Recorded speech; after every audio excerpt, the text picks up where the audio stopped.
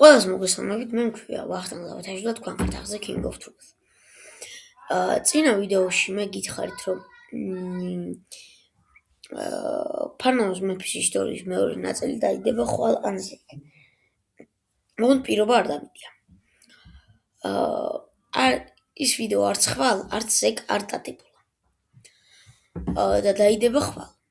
ხოლო დღეს მე ვიღებ ვიდეოს იმ წმინდაზე, რომლის საშუალებითაც შეიძლება ითქვას დღეს არსებობს ტაძარი. ეს წმინდანი კი გახლავთ სპირიდონ ტრიუმფუნტელი. წმინდა სპირიდონ ტრიუმფუნტელი დაიბადა კუნძულ კვიპროსზე, დაახლოებით 270 წელს. ის იზრდებოდა ღარიბ ოჯახში და ახალგაზრდობაში მწყემსი იყო. მას ჰყავდა მეუღლე და ქალიშვილი ირინე. მეუღლის გარდაცვალების შემდეგ წმინდა სპირიდონი მონასტრული გზა აირჩია. სპირიდონის ქალიშვილმა ირინემაც მონასტრის გზა აირჩია და მონაზვნად აღიკვეცა. სპირიდონი ღვთისმსათნო ცხოვრებას ეწეოდა და მთელ თავის ქონებას გაჭირვებულ ახლობლებსა და მწირ ობოლთ ახმარებდა. ამისთვის უფალმა მას სასწაულმოქმედი ნიჭი მიმადლა. იგი უკურნებელ ავადმყოფებს კურნავდა და ეშმაკებს სდევნიდა. იმპერატორ კონსტანტინე დიდის ზეობისას სპირიდონი კუნძულ კვიპროსის ქალაქ ტრიუმფუნტის ეპისკოპოსად დაასხეს ხელი. წმინდა მამა არიოზის მწვალებლობის დიდი მოწინააღმდეგე იყო. 324 წლის კრების მსვლელობისას, ნიკეის კრების მსვლელობისას, წმინდა სპირიდონმა დიდი სასწაული მოახდინა, იმისთვის, რომ თვალნათლივ მაგალითის სახე ეჩვენებინა ერეტიკოსებისათვის. თუ როგორაა ყოვლადწმინდა სამება, ერთიც და სამიც, ანუ სამპიროვანი და ერთარსი, რაც ნიშნავს, რომ სამი სხეული ერთ ბუნებაშია. ნეტარმა მღვდელმთავარმა აიღო აგური, ხელი მოუჭირა და ყველამ დაინახა, როგორ ავარდა აგურიდან ზევით ცეცხლი, ხოლო და წყალი ქვედა მხრიდან და აგური უცვლელი დარჩა. აქ სამი სტიქია: ცეცხლი, წყალი და თიხა. ასევე ყოვლადწმინდა სამებაც, სამი პირი და ერთი ბუნება. ეს სიტყვები, ხარ თქვი, აქ სამი სტიქია: ცეცხლი, წყალი და თიხა. აგური კი ერთია. ასევე ყოვლადწმინდა სამებაც, სამი პირი და ერთი ბუნება. ეს სიტყვები განუცხადა მოწინააღმდეგეს წმინდა სპირიდონი. მის მოღვაწეობის ბოლოს ის მოღვაწეობდა იმპერატორ მაქსიმიანუსის პერიოდში. მან მაქსიმიანუსის პერიოდში დევნა განიცადა, მაგრამ ხანდაზმულობამდე მიაღწია და მშვიდობით მიიცალა კვიპროსზე, მშობლიურ ქალაქში ტრიუმფუნტში, დაახლოებით 80 წლის ასაკში. წმინდა სპირიდონ ტრიუმფუნტელის წმინდა ნაწილები ომების შედეგად იქნა გადატანილი საბერძნეთის კუნძულ ტორფუზე. წმინდა სპირიდონ ტრიუმფუნტელის სხეული სასწაულებრივად უხვწყლად არის შემონახული დღევანდელ დღემდე. თავდაპირველად წმინდა სპირიდონი დაკრძალეს ტრიუმფუნტის წმინდა მოციქულთა სახელობის ტაძარში. აქ წმინდანის ნეშტი მე-7 საუკუნემდე გაისვენებდა. შემდეგ იგი არაბების თავდასხმის გამო კონსტანტინოპოლში გადაასვენეს, რომლის დაცემის შემდგომ 1453 წლის 29 მაისს მღვდელმა გიორგი კოლოხერეტმა წმინდანის ნეშტი ჯერ საბერძნეთში წააბრძანა, ხოლო იქიდან 1960 წელს კუნძულ კორფუზე წაასვენა. 1204 წელს, როდესაც ჯვაროსნებმა კონსტანტინოპოლი აიხეს და დაარბიეს, მათ წმინდა სპირიდონის უხრწნელ ნეშტს მარჯვენა ხელი მოჰკვეთეს და რომში გადაასვენეს, სადაც 1994 წლამდე იყო დასვენებული. შემდგომში წმინდა სპირიდონის მარჯვენა ისევ კორფუში გადაასვენეს, სადაც იგი დღემდე უხრწნელად ინახება მისივე სახელზე აგებულ ტაძარში. იმპერატორ ეხლა კი მოგიყვებით სპირიდონ ტრიუმფალტელის ნეშტის სიწმინდეების სასწაულებზე. იმპერატორი კონსტანტინუს მეორე ანტიოქიაში ყოფნისას მძიმე დაავადდა. მისი განკურნება ექიმებმა ვერ შეძლეს. იმპერატორმა ღამის სიზმარში ანგელოზი იხილა, რომელიც მღვდელთა ვართა მთელი გუნდი წარუდგინა. შემდეგ ორ მათგანზე მიუთითა და უთხრა, რომ მისი განკურნება მხოლოდ მათ შეეძლოთ. იმპერატორმა ახლოთმახლო ოლქების ყველა ეპისკოპოსი შეაკრებინა, მაგრამ მათ შორის ხილვისას ანგელოზის მიერ დასახელებული არ იყვნენ. მაშინ იმპერატორმა მთელი იმპერიის ეპისკოპოსთა შეკრება ითხოვა. როცა ტრიუმფში მეფის ბრძანებამ ჩააღწია, წმინდა სპირიდონს უფლისაგან ყოველივე დაუწყები ჰქონდა. უკვე იცოდა. მან წაიყვანა თავისი მოწაფე ტრიფილი. შემდგომში ლევკუსიის ეპისკოპოსი და ანტიოქიაში ჩავიდა. მეფემ შესვისთავანი ვიცნო ხილვაში ნანახი ეპისკოპოსი და მისი მოწაფე. მიუახლოვდა, დაუჩოქა და ტირილით სთხოვა კურნება. მღვდელმთავარმა თავზე ხელი შეახო თუ არა, კონსტანცი მეხსეულად განიკურნა. გახარებულმა იმპერატორმა მთელი დღე წმინდა სპირიდონთან გაატარა, რომლისაგან მრავალი საჭირო დარიგება მიიღო, როგორც მონარქმა და როგორც უბრალო მომაკვდავმა. ამასთან წმინდანმა შეაგონა მეფე, რომ ეკლესიის საწინააღმდეგო არაფერი ჩაედინა. ასევე ცნობილია, რომ კონსტანტინი მანამდე არიანელებს თანამოგზაურობდა. იმპერატორს სურდა უხვად დააჯილდოებინა წმინდა სპირიდონი, მაგრამ მან მიუგო. არ ეგების სიყვარულისა საზღვარი სიძულვილით იქნას გადახდილი. რამე თუ ის, რაც მე მოვიმოქმედე, სიყვარულთა, ხოლო ოქრო კი ყოველგვარი სიავისა და სიძულვისა წყაროა. ეს არის პირველი სასწაული. ერთ-ერთი სასწაული, პირველი არა. მრავალია. დანარჩენ სასწაულებს ახლა ამ ვიდეოს დასრულების შემდეგ დაიდება პოსტი, სადაც იქნება ეს მთლიანად ეს სასწაულების ნაწილი აღებული და ჩაწერილი. ასევე 25 დეკემბერს არის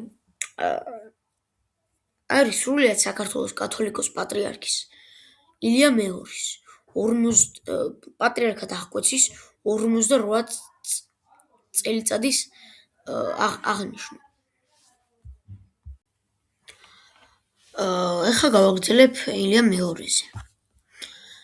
ილია მეორე, როგორც უკვე ჩემს ყველა მიცის საქართველოში, არის საქართველოს კათოლიკოს პატრიარქი. ანუ რას ნიშნავს კათოლიკოს პატრიარქი?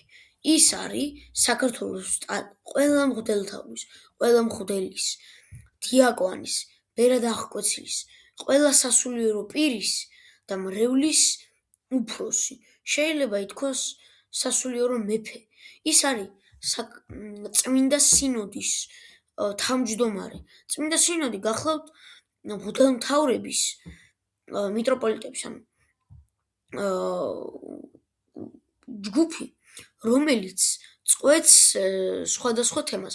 ესე შეიძლება ითქვას, რომ ეს არის ტაძრისეული სასამართლო. არა მარტო სასამართლო, წმინდა სინოდში იღებენ ისეთ გადაწყვეტილებებს, როგორც აშენონ დიდი მონასტრები, რამე ისეთზე გასცენ კურთხევა, რომ ტაძარი უფრო გაფართოვდება და საქართველოში ტაძარი საქართველოს ხალხი ტაძართან უფრო მივა. მოგეხსენებათ ილია მეორე ავიდა საქართველოს გახდა საქართველოს პატრიარქი საქართველოს ისტორიაში ეს შეიძლება ითქვას მსოფლიოშიც ცუდ დროს მაგრამ იმ დროიდან არა მარტო ტაძრისეულად, არამედ ზოგადად მსოფლიოში ცუდი დრო იყო. ცივი ომი, სხვადასხვა ომები მსოფლიოში, ავღანეთი, არა ავღანეთი პოდის შეცდომისთვის არ იყო. არ ვიცი დასუსტები და ბევრი გასაჭირი იყო ქვეყანაში. და საქართველოში იყო ტაძრის მხრივ დიდი გასაჭირი. გადაკეთებული მონასტრები, აფეთქებული ტაძრები, დაკეტილი ტაძრები, რომლის არსებობაზე მარტო არის წიგნი დაწერილი, მაგრამ უკვე აღარ არსებობს. ეს განადგურებული მთლიანად განადგურებული ტაძრები და გადაკეთებულებში არის ერთ-ერთი მაგალითი. სოფელ ანაგაში. სოფელ ანაგაში ვაქირის მიმართულებით არის შესახვევი. წონორში რო არის გზა, იქ ანაგის გვერდზე არის ვაქირის სოფელი. ვაქირთან ახლოს აი შესახვევი არის ანაგის. იმ შესახვევში არის ტაძარი, რომელიც ადრე იყო ესე გასართობი იმისაოდ რა სიმღერებს უკრავდა, მღეროდნენ და სხვადასხვა ჯგუფები ჩამოდიოდა და სოფელში მღეროდა დისკოტეკები და ესე წავოდა. აი ეხლა გავაგზავნებ ვიდეოს. და ჩვენ უწმინდესა ილიამ საქართველოს ტაძრის ისტორიაში ერთ-ერთი ძალიან დიდი რაღაც გააკეთა. ესე შეიძლება ითქვას, მან აღადგინეს ქართული ტაძარი. მან ილიამ მეორის საშუალებით საქართველოში აიგო უამრავი ახალი ტაძარი, მათ შორის სამების საკათედრო ტაძარი, რომელიც არის მსოფლიოში მართლმადიდებელ ტაძართა შორის მესამე ყველაზე დიდი ტაძარი. პირველი ყველაზე დიდი ტაძარი ახლახან იყო საკურთხეველი სერბეთში არის, როგორც მახსოვს, ჩვენ სამებაზე არის 5 თუ 7 მეტრით მაღალი.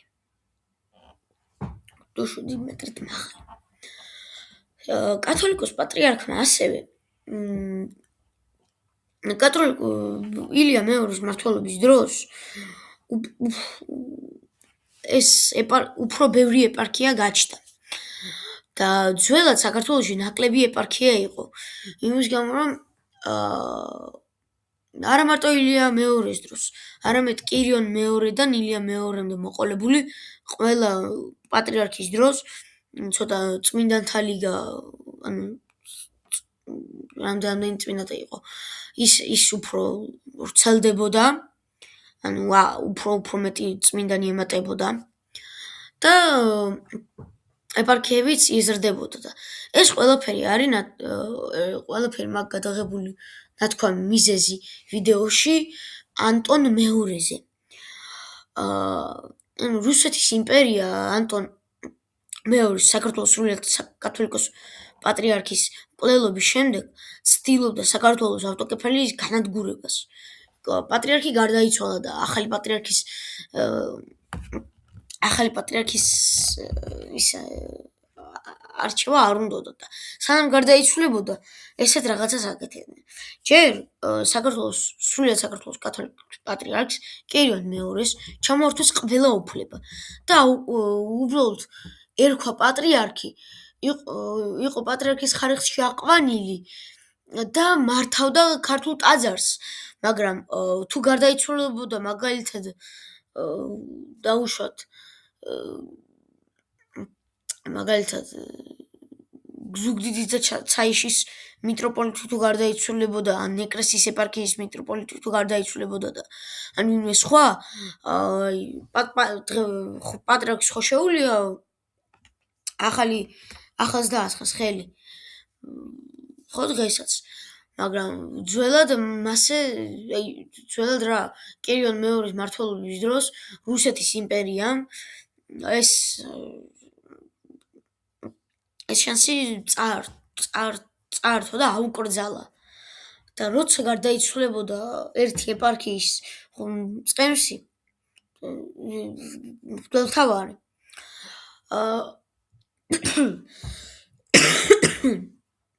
მღვდელმთავარი იმ ეპარქიას შეუერთებდნენ სხვა ეპარქიას. ამ შეერთებული ეპარქიის მიტროპოლიტიც თუ გარდაიცვალებოდა, შეუერთებდნენ სხვა ეპარქიას.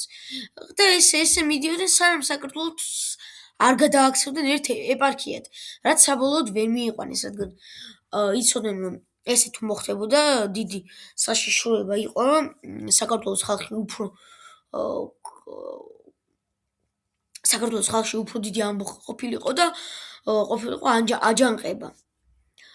მაგრამ ეს დატოვეს რამოდენიმე ეპარქია და იმის შემდეგ 1918 წლის შემდეგ, როდესაც საქართველოს მოიპოვა პირველი დამოუკიდებლობა და დამოუკიდებელი გახდა, და დაიწყო არსებობა ნულიდან და აღდგინა ავტოკეფალია, აი ავტოკეფალიის აღდგენის დღიდან მოყოლებული ეს ეპარქიები ნელ-ნელა ვრცელდება და ახალი ეპარქიებიც ემატება. მაგრამ სრულიად საქართველოს კათოლიკოს პატრიარქს დღევანდელს ძალიან ბევრი რამ გაუკეთებია საქართველოს ტაძრისთვის და დღემდეც აკეთებს. ავრცელებს მონასტრებს და პატრიარქ ილია მეორის მოღვაწეობის დროს ძალიან ბევრი ახალი მღვდელი და ბერი შეუერთდა ტაძარს. ახლა გადავიდეთ ილია მეორის ბიოგრაფიაზე. ილია მეორის მშობლები საქართველოდან, კერძოდ ყაზბეგის მუნიციპალიტეტიდან იყვნენ. მამა გიორგი სიმონის ძე შიოლაშვილი, სოფელ სნოდან. დედა ნატალია იოსების ასული კობაიძე, კი სოფელ სიონიდან. 1927 წელს მათ სახლი შეიძინეს ვლადიკავკაზში, სადაც შემდეგ დაიბადა საქართველოს მომავალი პატრიარქი. მშობლებმა 3 დღის ახალშობილი ქრისტეს შობის დღეს მონათლეს ქართულ ტაძარში და ყრმას ერეკლე მეორის პატივსაცემად ირაკლი უწოდეს. ნათლიები იყვნენ არქიმანდრიტი ტარასი და მონაზონი ზოილე. მონაზონი ზოილე იყო ქართველი, გვარად დვალიშვილი. დედა ზოილეს პატარა ირაკლის სამთავროს მონასტერში ხშირად დაჰყავდა, სადაც მაშინდელი კათალიკოს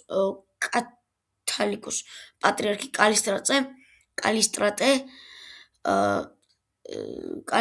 ცინცაძესგან 3 წლის ირაკლიმ ლოცვა კურთხევა აიღო.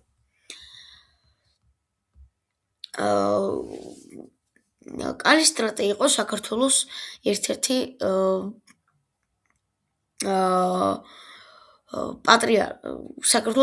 პატრიარქი, რომელიც მოღვაწეობდა 1932-1952 წლებში. ის მოღვაწეობდა 20 წლის განმავლობაში და აი ამ 20 წლის განმავლობაში ილია მეორამ აიღო მისგან ლოცვა კურთხევა. 1952 წელს ირაკლი შიოლაშვილმა, ანუ სრულიად საქართველოს კათოლიკოს პატრიარქს, ერისკაცობაში ირაკლი ერქვა.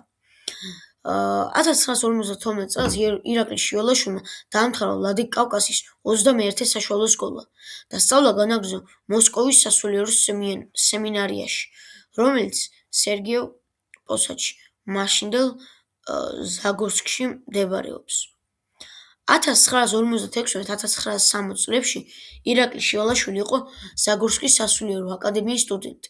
საქართველოს საპატრიარქოს არქივში დაცული დოკუმენტები სრულ წარმომადგენლობას გვიქმნის ირაკლი შიოლაშვილის მოსკოვის სასულიერო სემინარიის და აკადემიაში სწავლის პერიოდზე.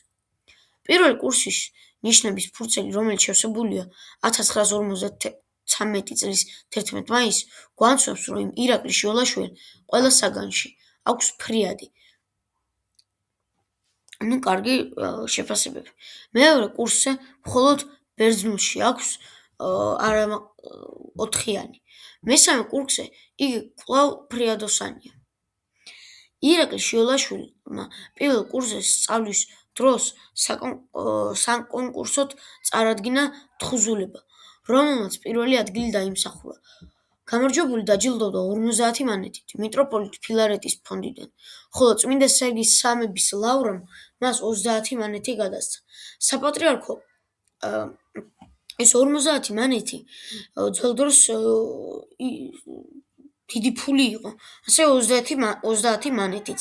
საპატრიარქოს არქივში დაცულია მისი ჩათვლის წიგნაკი, ნიშნების ფურცელი, რომელსაც ხელს აწერენ აკადემიის ინსპექტორი სარიჩევი და მდივანი მურავიოვი. აკადემიის კურსდამთავრებულ მღვდელმონაზონ ილიას ყველა საგანში ფრიადი აქვს. აკადემიაში სწავლის პირველსავე წელს ირაკლი შიოლაშვილმა მიიღო გადაწყვეტილება უარი ერქვა საერო ცხოვრებაზე და ბერახ აღკვეცილიყო. სასულიერო აკადემიაში სწავლის დროს ირაკლი შიოლაშვილს კიდევ უფრო გაუმძაფრდა დედაეკლესიისა და სამშობლოს სიყვარული. ზაგორსკის სასულიერო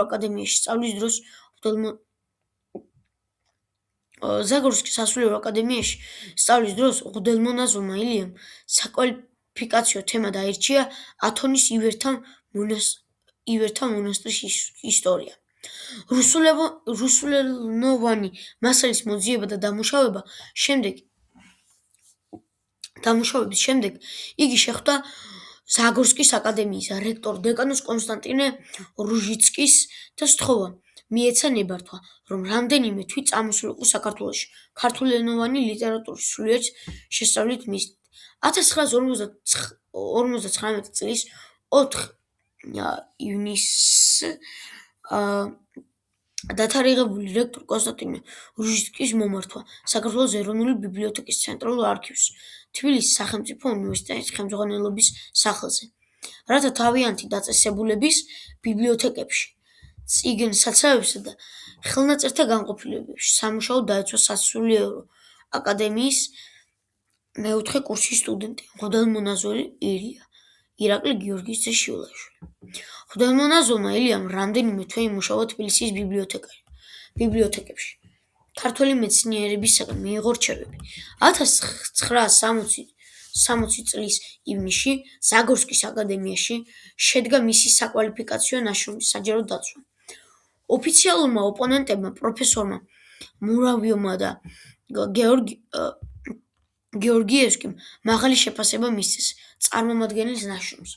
მოსკოვის ზაგორსკის სასულიერო აკადემიის რექტორმა საგანგებო წერილით მიმართა მოსკოვისა და სრულიად რუსეთის პარკიად უწმინდეს ალექსი პირველს, რათა საუკეთესო ნაშრომისათვის დაეჯილდოვებინა ღვთისმეტყველების კანდიდატი მღვდელმონაზონი ილია. საქართველოს საპატრიარქოს არქივში დაცულია ზაგორსკის აკადემიის მიერ მღვდელმონაზონ ილია შიოლაშვილის სახელზე გაცემული წარჩინების დიპლომი, რომელსაც ხელს აწერენ აკადემიის რექტორი დეკანოზი კონსტანტინე რუჟიცკი, ინსპექტორი არქიმანდრიტი პიტერიმი და მდივანი ოსპატოვი. 1957 წლის 16 აპრილს სასულიერო აკადემიის მეორე კურსის სტუდენტი 24 წლის ირაკლი შიოლაშვილი სრულიად საქართველოს კათოლიკოს პატრიარქ მელქისედეკ მესამის ლოცვა კურთხევით თბილისის ალექსანდრე ნეველის ტაძარში ბერად აღიკვეცა და სახელად წმინდა ელია წინასწარმეტყველის პატივსაცემად ილია ეწოდა. ბერად აღკვეცის საიდუმლო შეესრულა ეპისკოპოსმა ზინობიმ. ილია მეომრ ასე იხსენებს ალექსანდრე ნეველის ეკლესიას. ეს ტაძარი განსაკუთრებულია პირადად ჩემთვის. იმიტომ რომ აქ 1957 წელს ღვთის განგებისა და უწმინდესის და უნეტარესის საქართველოს კათოლიკოს პატრიარქის მელქისედეკ მესამის ლოცვა-კურთხევით მეუფე ზინობი ბერად აღკვეცა. ამ პერიოდის ახალგაზრდებს შორის მე ვიყავი პირველი ბერი, ასე რომ ამ ტარდისთან წმინდა ალექსანდრეს მეორე მღვდელმოწამე გრიგოლის ლოცვა-კურთხევას მუდამ იფარავს. 1957 წლის 18 აპრილს სიონის საპატრიარქო ტაძარში ბერი ილია ხელდასმულ იქნა იეროდიაკვნად, ხოლო 1959 წლის 10 მაისს წმინდა სერგის მონასტრის ლავრაში იეროდიაკონი ილია. მოსკოვის და სრულიად რუსეთის პატრიარქის უწმინდესი ალექსი I-ის მიერ ხელდასმული იქნა მღვდელმონაზვნად. 1960 წელს მან დაამთავრა მოსკოვის სასულიერო აკადემია. პირველი ხარისხის დიპლომით, სადაც მეოთხე კურსზე დაწერა საკანდიდატო შრომა ათონის იბერიის მონასტრის ისტორია, რისთვისაც მიენიჭა ღვთისმეტყველების კანდიდატის სამეცნიერო ხარისხი. ამის შემდეგ აკადემიის საბჭომ საპროფესორო სტიპენდიად დარჩენა შესთავა და სთხოვა სასულიერო საქმიანობას და აკადემიაში, და სთხოვეს გააგრძელებინა სამეცნიერო მოღვაწეობა. მას საშუალო ეძლეოდა ლექციები წაიკითხა სასულიერო სემინარიასა და აკადემიაში, მაგრამ უწმინდესი და უნეტარესის ეფრემ მეორის კურთხევა სხვაგვარი იყო. მღვდელმონაზონ ილიას სამშობლოში უნდა დაეწყო მოღვაწეობა. მღვდელმონაზონმა ილიამ უარი თქვა საპატიო კარიერაზე. სამშობლოში დაბრუნდა და დაინიშნა ბათუმის საკათედრო ტაძარში მღვდელმსახურად. 1960 წლის 19 დეკემბერს იგი აყვანილ იქნა იღუმენის ხარისხში. შემდეგ კი 1971 წლის 16 სექტემბერს არქიმანდრიტის ხარისხში. 1973 წელს ნიკიტა ხრუშჩოვის მმართველობის პერიოდში, როცა რუსეთში ხუთი სემინარია, მრავალი ტაძარი და მონასტერი დაიხურა, უწმინდესმა და უნიტარესმა ეფრემ მეორემ საქართველოს სასულიერო სასწავლებლების გახსნა მოახერხა, რომელსაც მეტი სიფრთხილისათვის საღვთისმეტყველო კურსები დაარქვეს. ნიკიტა ხრუშჩოვი გახლდათ საბჭოთა კავშირის მესამე მმართველი. ის მართავდა საბჭოთა კავშირს სტალინის შემდეგ. მან შეიძლება ითქვას საბჭოთა კავშირის ისტორიაში მან შეიტანა, ესე შეიძლება ითქვას, ძალიან გააფუჭა იმ დროს საბჭოთა კავშირის პოლიტიკა, რადგან მან დათესა ძალიან ბევრი სიმინდი ციმბირში და ზოგადად მთლიან რუსეთში, რითიც გაანადგურა ხორბალი. და ამ ხორბლის განადგურების გამო დაიწყო ამ პურის ნაკლებობა და ცუდი პური იყო ქვეყანაში.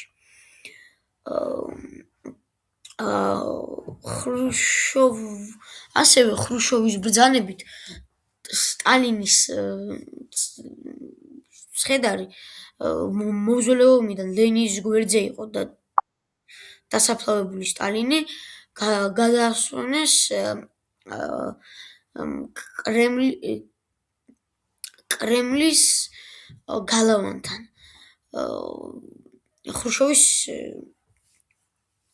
ხრუშჩოვის ბრძანებით იყო ის ხრუშჩოვმა წარადგინა საკუთარი აზრი სტალინზე, რითიც მოსპოს სტალინის რეპუტაცია. ამის გამო არის დღეს, ეხლა მე სტალინისტური იმით კი არ ვამბობ, რომ კარგი იყო და ბევრი რაღაც კარგი გააკეთავ და ხრუშჩოვმა ის გააფუჭაო და ყველაფერი. მაგას არ ვამბობ. მე ვამბობ, რომ ის რაც სტალინმა შეიძლება ითქვას, რომ მართლა კარგი გააკეთა, ის გადაფარა მის საბუთებით და სტალინის ბევრი რაღაც სხვა დააწერა, რაც მას არ ეკუთვნოდა და თვითონაც იყო მაგაში ჩარეული. ამაზე იქნება შემდეგი ვიდეო. ახლა გავაგრძელებთ ილია მეორის.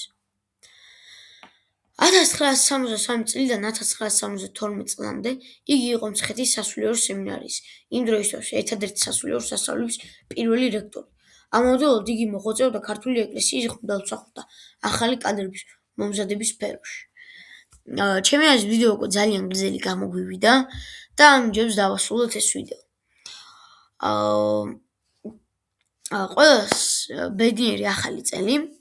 გამოიწერეთ არხი, გადაუგზავნეთ სხვებსაც, დამეყენეთ ლაიქები, დაწერეთ კომენტარები, გააზიარეთ, რაც მთავარია და ნახვამდის თქვენ იყავით. მე მქვია ვახტანგ დავითაშვილი და თქვენ იყავით არხზე King of Truth.